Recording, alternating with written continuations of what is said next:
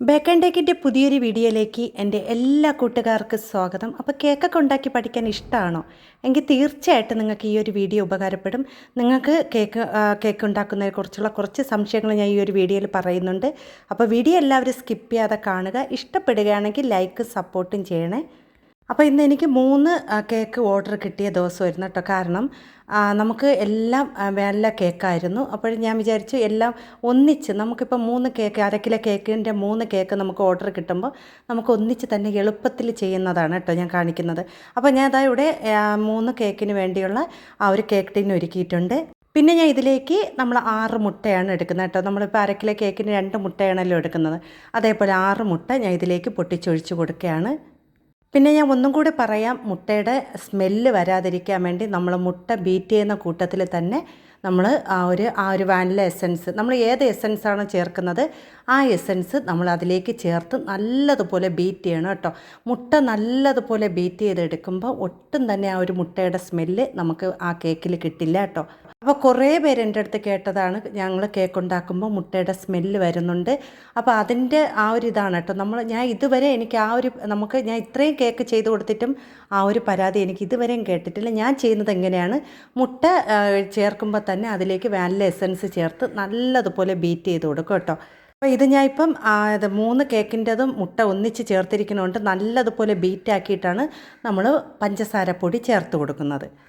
പിന്നെ നമ്മൾ ഇതിലേക്ക് മധുരം ചേർക്കുന്നത്, നമുക്ക് ഈ ഒരു 3 കേക്കിനും മധുരം അധികം ചേർക്കല്ലെന്ന് പറഞ്ഞിട്ടുണ്ട്. അതുകൊണ്ട് ഞാൻ ഇവിടെ 1 കപ്പ് അളവിലാണ് പഞ്ചസാര ചേർക്കുന്നത്. നമ്മൾ 1.5 കിലോ കേക്കിന് ഞാൻ ഇവിടെ 1.5 കപ്പ് പഞ്ചസാരയാണ് ചേർക്കുന്നത്, പൊടിച്ച പഞ്ചസാര. അപ്പോൾ നമ്മൾ ഇപ്പോൾ ഇതിന് ചേർക്കുന്നത് ഞാൻ 1 കപ്പ് അളവിലാണ്. ഞാൻ കുറച്ച് വിധം ചേർത്താണ് ബീറ്റ് ചെയ്തെടുക്കുന്നത്.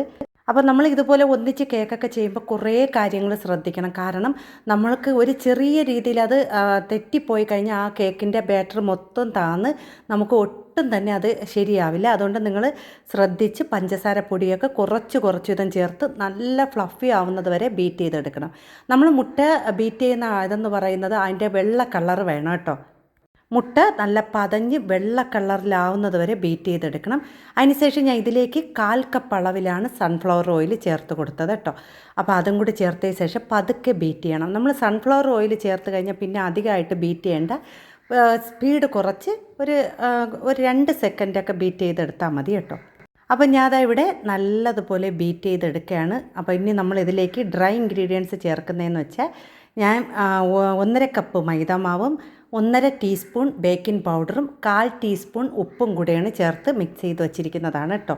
അപ്പോൾ ഒന്നും കൂടെ പറയാം, 1.5 കപ്പ് മൈദാമാവ്, 1.5 ടീസ്പൂൺ ബേക്കിംഗ് പൗഡർ, 1/4 ടീസ്പൂൺ ഉപ്പ് അതും കൂടെ ചേർത്ത് ബീറ്റ് ചെയ്ത് അതിന് ശേഷം നമ്മൾ കുറച്ച് വീതം ചേർത്താണ് ഇത് മിക്സ് ചെയ്ത് കൊടുക്കേണ്ടത്. മിക്സ് ചെയ്യണത് നിങ്ങൾ ശ്രദ്ധിക്കണം. കാരണം പതുക്കെ ഒന്ന് മിക്സ് ചെയ്ത് കൊടുക്കണം കേട്ടോ. ആ ഒരു ബാറ്റർ താന്ന് പോവാതെ കുറച്ച് വീതം നമ്മൾ മാവ് ചേർത്ത് നമ്മൾ പതുക്കെ ബീറ്റ് ചെയ്യണം. പിന്നെ നമ്മളിത് കട്ടിയെന്ന് തോന്നുന്ന മുമ്പേ നമ്മളിതിലേക്ക് ചൂട് പാലോ ചൂട് വെള്ളമോ ചേർത്ത് കൊടുക്കണം. കാരണം നല്ല കട്ടിയായി പോയി കഴിഞ്ഞ് പിന്നെ നമ്മൾ മിക്സ് ചെയ്യുമ്പോൾ അത് പെട്ടെന്ന് അത് താന്നു പോകും. അതുകൊണ്ട് നിങ്ങളിതിലേക്ക് ചൂട് പാലോ അല്ലെങ്കിൽ വെള്ളമോ നല്ലതായിട്ട് എടുത്ത് വച്ചിരിക്കണം കേട്ടോ. അപ്പോൾ കുറച്ച് വീതം ചേർത്ത് പതുക്കെ ഒന്ന് മിക്സ് ചെയ്ത് കൊടുക്കണം, കട്ടിയായി പോകാൻ പാടില്ല. അപ്പോൾ ഞാനതവിടെ കണ്ടല്ലോ, ഞാൻ ഈ ഒരു ഫോൾഡ് ചെയ്തെടുക്കുന്നത് പതുക്കെയാണ് കേട്ടോ. ഞാൻ പതുക്കെ മിക്സ് ചെയ്തെടുക്കുന്നത്. അപ്പോൾ നമുക്കൊരു വിസ്ക് ഉപയോഗിച്ച് പതുക്കെ ഇതുപോലെ മിക്സ് ചെയ്തെടുക്കാം കേട്ടോ. ഏറ്റവും ലാസ്റ്റ് വരെയും കുറച്ച് വീതം നമ്മൾ സ്പൂണിലോ ഇട്ടാണ് നമ്മളത് മിക്സ് ചെയ്യുക കേട്ടോ. നിങ്ങൾ ആദ്യമായിട്ടൊക്കെ കേക്ക് ചെയ്യുന്നവർ ഈ കാര്യങ്ങൾ ശ്രദ്ധിച്ചിരിക്കണം. ഞാനും ഇതുപോലെ പണ്ട് കേക്കൊക്കെ ചെയ്യുമ്പോൾ എനിക്ക് അറിഞ്ഞുകൂടാതെ ഞാനും ഇതുപോലെയൊക്കെ മിക്സ് ചെയ്ത് പല കേക്കുകളും ഇത് പാളിച്ച പറ്റിയാണ് കേട്ടോ ഇതുവരെ എത്തിയത്. അതുകൊണ്ടാണ് ഞാൻ ഈ വീഡിയോസൊക്കെ ഇടുമ്പോൾ ശ്രദ്ധിച്ച് ഓരോ കാര്യങ്ങൾ ചെയ്യാൻ പറയുന്നത്. അപ്പോൾ ഞാൻ ഇവിടെ 3 ടിന്നിലാക്കി എടുത്തിട്ടുണ്ട്. കേക്ക് നമ്മൾ ബേക്ക് ചെയ്യാൻ വയ്ക്കുന്ന പാത്രത്തിൽ ഒരു 1/4 ഭാഗത്തോളം മാത്രമേ കേക്കിന് വരാവൂ കേട്ടോ, കൂടി പോകരുത്. അതിന് ശേഷം നമ്മൾ 180 ഡിഗ്രിയിൽ 10 മിനിറ്റ് ഫ്രീ ഹീറ്റ് ചെയ്ത ഓവനിൽ 35 മിനിറ്റ് ബേക്ക് ചെയ്തെടുത്തതാണ് കേട്ടോ. ഞാൻ ഓവനിൽ വെച്ചതിന് കാരണം 3 കേക്കുകൾ ഒന്നിച്ച് വെക്കാൻ വേണ്ടിയാണ് ഓവനിൽ വെച്ചത്. കാരണം ഇപ്പോൾ ഗ്യാസിൻ്റെ വില അറിയാമല്ലോ. അതിനുശേഷം ഞാനതിവിടെ ഓരോ കേക്ക് വീതം ഞാൻ ഇവിടെ ഇത് ചെയ്തെടുക്കുകയാണ്. കാരണം ഇതിപ്പം മിൽക്കി നട്ട്സ് കേക്കാണ്. അപ്പോൾ ഞാൻ ഇവിടെ നട്ട്സിൻ്റെ പൊടി ചേർക്കുന്നുണ്ട്, മിൽക്ക് മെയ്ഡ് ചേർത്തിട്ടുണ്ട്. ഞാൻ പല വീഡിയോസിലും ഇട്ടിട്ടുണ്ട്, അതുകൊണ്ട് ഞാൻ കൂടുതൽ പറയുന്നില്ല. വീഡിയോ കാണാത്തവരൊന്ന് കണ്ട് നിങ്ങൾ ചെയ്ത് നോക്കാം കേട്ടോ. അപ്പോൾ ഞാൻ എല്ലാ കേക്കുകളും ക്രം കോട്ട് ചെയ്ത് വെക്കുകയാണ്. ഒരു കേക്ക് മാത്രം ഞാൻ 2 ലെയർ മാത്രമേ കട്ട് ചെയ്യുന്നുള്ളൂ. നമ്മളിവിടെ 3 ലെയറിലാണ് ഓരോ കേക്ക് ചെയ്ത് കൊടുക്കുന്നത്. പിന്നെ എൻ്റെ ഒരു ചെറിയൊരു കേക്കെന്ന് പറയുന്നത് അവർക്ക് 2 ലെയർ ചെയ്താൽ മതി, പൊക്കം കുറച്ച് ചെയ്യാൻ പറഞ്ഞുകൊണ്ട് ഞാൻ 2 ലെയറിൽ മാത്രം ചെയ്തിട്ടുണ്ട്. അങ്ങനെ ഞാൻ ഇവിടെ കേക്കുകളെല്ലാം ഞാൻ ഇവിടെ ഓരോന്ന് വിധം ചെയ്തെടുക്കുകയാണ്. ഇത് ചോക്ലേറ്റ് ഗനാഷ് ഒഴിച്ച് സെറ്റ് ചെയ്യാൻ വേണ്ടി വെച്ചിരിക്കുകയാണ്. ചോക്ലേറ്റ് ഗനാഷ് ഒഴിക്കുമ്പോൾ കേക്ക് നല്ല തണുത്തിരിക്കണം.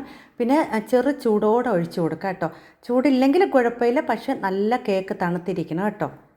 അങ്ങനെ ഞാൻ കേക്കുകളെല്ലാം ചെയ്തെടുത്തിട്ടുണ്ട്. കണ്ടോ, ഇന്നത്തെ കേക്കുകൾ ഇതൊക്കെയായിരുന്നു. അപ്പോൾ നിങ്ങൾക്ക് ഈ ഒരു വീഡിയോ കണ്ടിട്ട് ഇഷ്ടപ്പെടുകയാണെങ്കിൽ ST കിച്ചൻ വേർഡിനെ എല്ലാവരും ഒന്ന് സപ്പോർട്ടും ലൈക്കും ഷെയറും ഒക്കെ ചെയ്യണം കേട്ടോ. അപ്പോൾ സമ്മാനങ്ങൾ പെട്ടെന്ന് കിട്ടാൻ വേണ്ടി എല്ലാവരും സബ്സ്ക്രൈബ് ചെയ്തോളൂ. പെട്ടെന്ന് സബ്സ്ക്രൈബ് ചെയ്ത് സമ്മാനങ്ങൾ നേടണം കേട്ടോ.